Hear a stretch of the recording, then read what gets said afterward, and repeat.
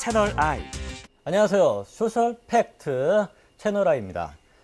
혹시 여러분 보라색 감자 보신 적 있나요? 여기 보라색 감자가 있습니다. 저는 여기 와서 처음 봤는데요. 여기 마트나 시장에서 사실 수 있는 바로 보라색 감자입니다. 근데 여기 안토시아닌 성분이 너무 많아가지고 몸에 진짜 좋은 웰빙 식품입니다.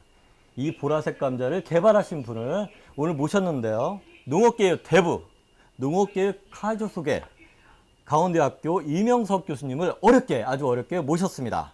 교수님 반갑습니다. 반갑습니다. 안녕하십니까. 야, 예, 영광입니다. 네, 반갑습니다. 어떻게 찾아내셨습니까? 어렵게 찾았습니까? 인터넷으로 쉽게 찾아냈습니다. 그래요. 여기 보라색 감자 말고도 컬러가 빨간색, 노란색 많이 있는데. 여기 보니까요, 예, 보셨죠? 고구마 같은 애도 있고요. 예. 뭐 있는데 다 감자라고 그래요. 신기합니다, 그렇습니다. 정말로. 예. 이런 걸 다 개발하신 우리 유명한 이명석 박사님을 모시게 돼서 영광입니다. 감사합니다. 반갑습니다. 예.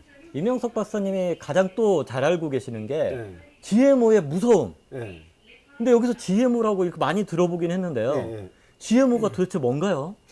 GMO는 이제 영어입니다. 예. G는 이제 유전적으로 genetically modify는 변형된, 그다음에 organism. 이게 organism. 예. 발음을 잘해야 됩니다. 그래서 예. 생명체라는 뜻입니다. 그래서 예. 유전적으로 조작된 생명체. 다시 말씀드리면은 감자를 말씀드리면은 예. 그냥 원래 감자가 있는데 거기다가 병에 강한 어떤 고구마 유전자를 감자에 집어넣었다. 그러면 그게 이제 유전자 조작 감자가 되는 겁니다. 유전자를 조작한다. 유전자 조작하면 방사능 막 그런 것도 생각나고요. 약간 무섭긴 한데요. 저희가 GMO 식품으로 가장 잘 알고 있는 게 옥수수, 네. 콩 이런 걸 많이 알고 있는데요. 이런 것들은 유전자를 어떻게 조작하는 걸까요? 지금 GMO 중에서 가장 많이 지금 생산되고 있는 게 옥수수와 콩입니다. 그죠? 예. 근데 그 중에서도 이제 중요한 거는 GMO를 만들었을 때 이게 사실은 농민 입장에서 얼마나 효율이 있느냐 예, 거기에 따라서 효율성이요. 이제 되는 예. 건데요. 지금 가장 많이 쓰는 것이 이제 제초제 저항성, 제초제 저항성이나 그다음에 살충성 저항성. 다시 말씀드리면 어떤 충에 강한 GMO를 만들고 제초제를 뿌리더라도 죽지 않는 그런 제초제 저항성, 뭐 그런 식으로 많은 그 사례들이 있습니다. 그렇군요. 통계를 보니까요. 국민 1인당 GMO 옥수수를 1년에 25kg을 먹는다. 그렇죠. 예, 거기에는 우리가 전혀 몰랐던 녹말, 전분, 패스트푸드 음식, 그리고 커피숍에서 맛깔스럽게 쳤던 그런 시럽 같은 거, 맞습니다. 그리고 우리가 웰빙 식품이라고 먹었던 청국장, 된장, 간장 이런 게 다 콩에 GMO를 이용했다라고 하는데요. 이렇게 좋은 거 먹었다고 생각했는데 반전입니다. 그리고 우리 오창길 팀장이 우리 PD죠.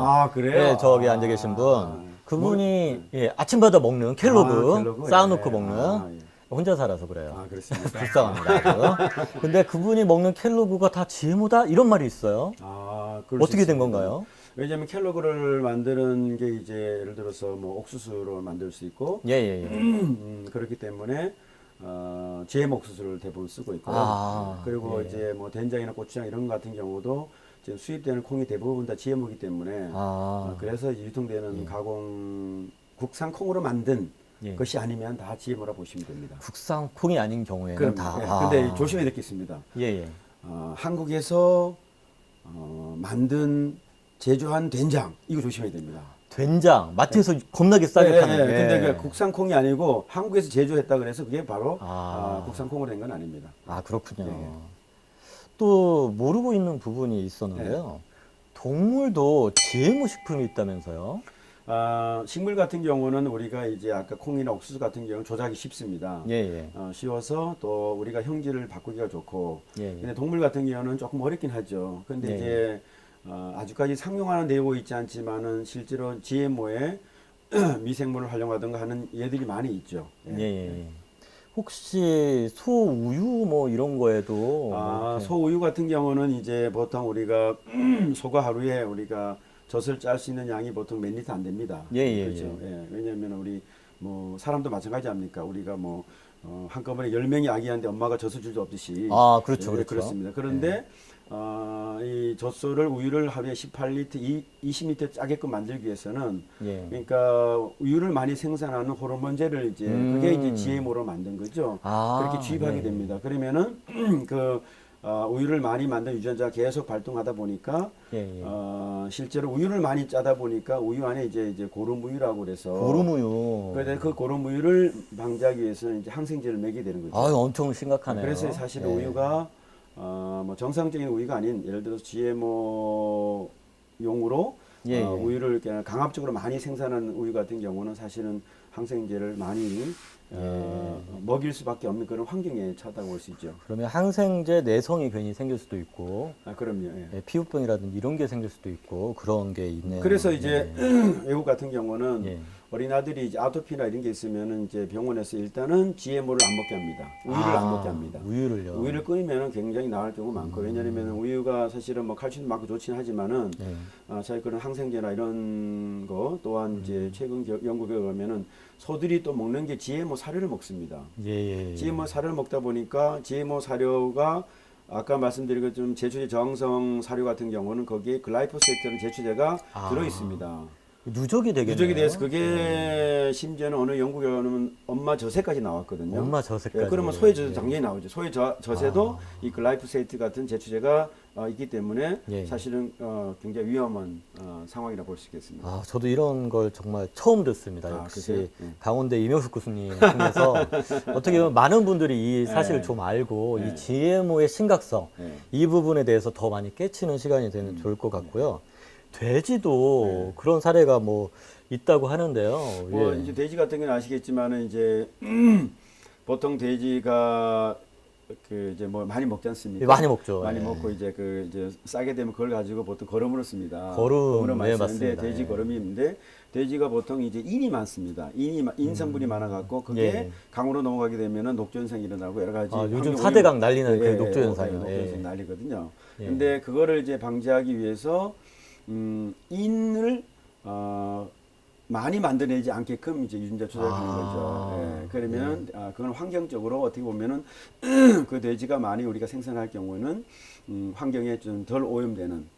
근데 이제 문제는 그 돼지가 행복한지 모르겠지만은 왜냐면 어떤 것을 규제한다는 얘기는 돼지의 어떤 생리적인 리듬에 또 여러 가지 문제점이 생길 수 있거든요. 그래서 그런 것들도 우리가 어떤 인체에 미치는 영향하고 환경하고 같이 비교해서 한번 검토를 해봐야 되겠습니다. 그러니까 저도 생각이 나는 게 아스피린이 맨 처음에 개발 용도하고 다르게 여러 가지 약으로 쓰이고 있잖아요. 그렇습니다. 그런 것처럼 이 유전자도 지금 당장은 인성분이 아니라 인성분만 얘기하고 있지만 향후에는 여러 가지 부작용을 야기할 수 있는 그런 소지가 있을 것 같습니다. 그렇죠. 이제 여러분 그 영화 보게 되면 막 그 사실 막 동물 같은 막 인간 막 나오지 않습니까? 그죠? 맞습니다. 그 트랜스포머 막 나오잖아요. 요즘 이제 휴먼 트랜스포먼트라 그래갖고 그 인간을 동물화, 예를 들어서 뭐 코끼리 힘이 세지 않습니까? 코끼리 힘 이런 거 예를 들어서 뭐 그런 것들을 이제 미래는 사실 가능한 일이거든요. 마블 히어로처럼. 그렇죠. 근데 그런 것을 이제 우리가 어디까지 갈 것인가 그건 굉장히 신중하게 생각해야 되죠. 그렇겠네요. 또 궁금한 게 있는데 저 같은 경우에는 우유 먹고 배 아프기도 하고 가끔 제가 또 아토피가 있어서 간지럽기도 하고. 그래요? 그러면 우유는 당장 끊으셔야 돼요. 당장 끊어야겠습니다. 우유는 당장 끊어도 우유 끊으니까 사람들이 뭐 배지밀 먹지 이러는데 배지밀이 뭐냐면은 콩이 아닙니까? 또 GMO겠네요. GMO입니다. 이게 머리가 갑자기 아프네요. 그래 국산 콩으로 만든 배지밀. 그다음에 우유를 먹더라도 항생제를 먹이지 않은 소에서 나온 그런 우유를 먹어야 되겠죠. 엄마 젖을 먹든가. 진짜 그렇게 하면 비싸지겠네요. 뭘 먹든지. 염소 젖을 먹든가 뭐 반물 차야 되지 않겠습니까?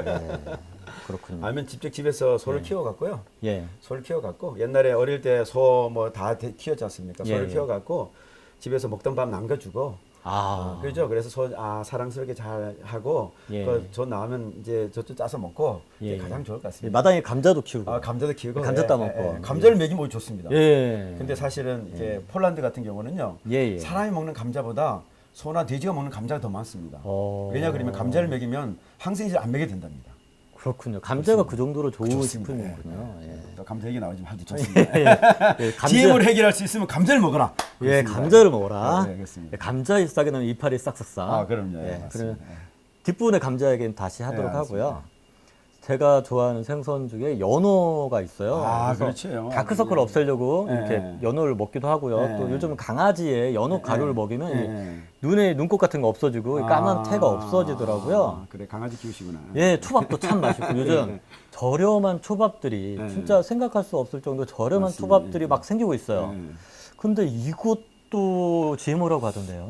이제 생선 종류 중에서는 그 셀먼 연어가 예. 최초로 이제 승인이 됐습니다. FDA 승인이 됐는데 아, 몰랐습니다. 승인돼 갖고 예. 승인된 지 좀 됐으니까 아마 우리 지금 밥상에 올라온 게 연어가 그걸 수도 있고요. 초밥집. 근데 예. 근데 이제 연어 같은 경우 보통 연어가 예를 들어서 뭐 2kg밖에 안 된다 그러면 이 슈퍼 연어는 사실은 한 20kg 되는 겁니다. 그게 어떻게 만드는지 궁금하시죠? 예, 어떻게 어떻게 되냐면요. 이렇게 생각하시면 됩니다. 5살 꼬마애가 예, 예. 콧수에 만나지 않습니까? 그죠? 예, 안 나죠. 예. 그죠? 5살 어린애가 생리 안 하지 않습니까? 안 하죠. 안 하죠. 그죠?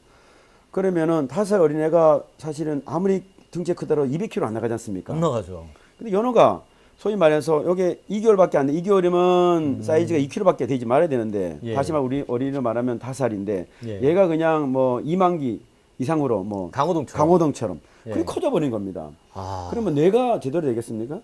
발달 안 되죠. 발달이 다시 안 말하면 우리가 유전자가 보통 한 만에서 2만 개 정도, 3만 개 유전자가 예. 있습니다. 그 중에 유전자를 하나를 바꿔주는 건데 예, 예.